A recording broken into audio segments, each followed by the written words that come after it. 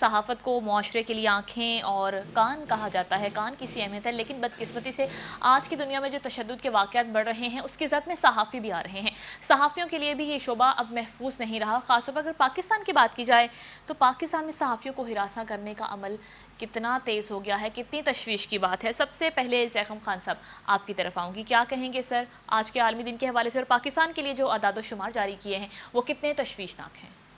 سمینا، آج international day to end impunity for crimes against journalist ہے،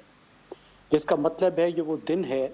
جب اس بات کا اعادہ کیا جاتا ہے کہ صحافیوں کے خلاف جو جرائم ہو رہے ہیں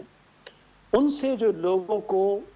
امپیونٹی ملی ہوئی ہے، یعنی استثناء ملا ہوا ہے، اس کو ختم کیا جائے۔ یعنی صحافیوں کے خلاف جرائم کرنے کے باوجود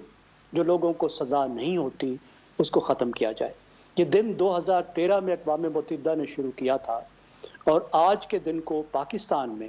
پی ایف یو جے نے، Pakistan federal union of journalist جو صحافیوں کی تنظیم ہے، انہوں نے اس کو ارشد شریف صاحب کے نام کیا ہے۔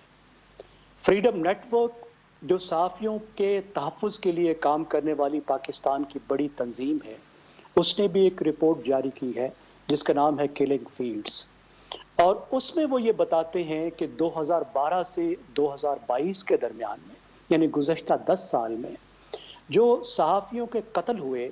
ان میں سے 96% میں کسی کو سزا نہیں ہوئی۔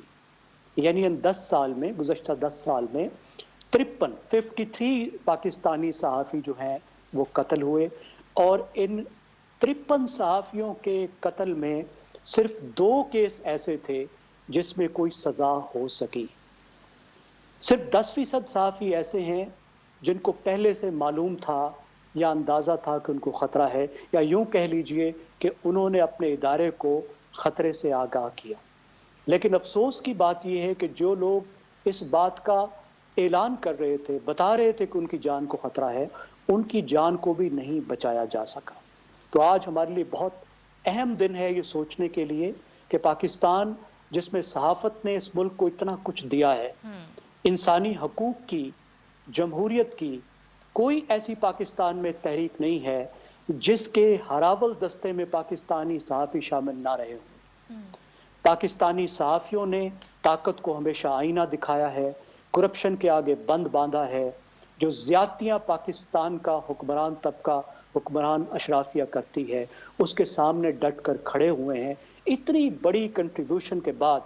اور اتنی بڑی جدوجہد کے بعد، اور یہ بھی ذہن میں رکھیے کہ پاکستان میں 90% ایسے صحافی ہیں جو بیچارے بڑے مشکل حالات میں گزارا کرتے ہیں، جن کی تنخواہیں بہت زیادہ نہیں ہیں، کیونکہ اکثر ادارے بھی اکثر اوقات بڑی مشکل میں رہتے ہیں اور صحافی اکثر ہینڈ ٹو ماؤتھ ہوتے ہیں۔ اس کے باوجود وہ اتنا کچھ کنٹریبیوٹ کرتے ہیں، تو میرا خیال ہے معاشرے کا بھی یہ فرض ہے، حکومت کا بھی یہ فرض ہے کہ ان کی جانوں کا تحفظ کیا جائے، ان کے مال کا تحفظ کیا جائے، ان کی فیملی کا تحفظ کیا جائے، ان کے حالات کار بہتر کرنے پر توجہ دی جائے۔ آج اس دن کا اعادہ ہم سب کو کرنا چاہیے، اور خاص طور پہ حکومت کو یاد دلانا چاہیے کہ جہاں تک صحافیوں کی زندگی کا تعلق ہے، ان کے جان اور مال کے تحفظ کا تعلق ہے، تو وہ تمام تر ذمہ داری پاکستانی ریاست پر عائد ہوتی ہے۔ لیکن لگتا ہے کہ ریاست میں اتنا زیادہ، حکومت میں اور ریاست میں کوئی بہت کین نہیں ہے، ان کو کوئی بہت شوق نہیں ہے کہ اس بارے میں اچھے اقدامات کیے جائیں، کیونکہ ہم دیکھتے ہیں کہ سیاسی جماعتیں بھی کوشش کرتی ہیں کہ صحافت کو دباؤ میں رکھیں۔ کراچی میں ہم نے دیکھا کہ 20 سال تک ایک سیاسی جماعت نے صحافت کو یرغمال بنا کے رکھا۔ بعض اوقات ہمارے ریاست کے ادارے بھی دباؤ میں ڈالنے کی کوشش کرتے ہیں، حکومتیں بھی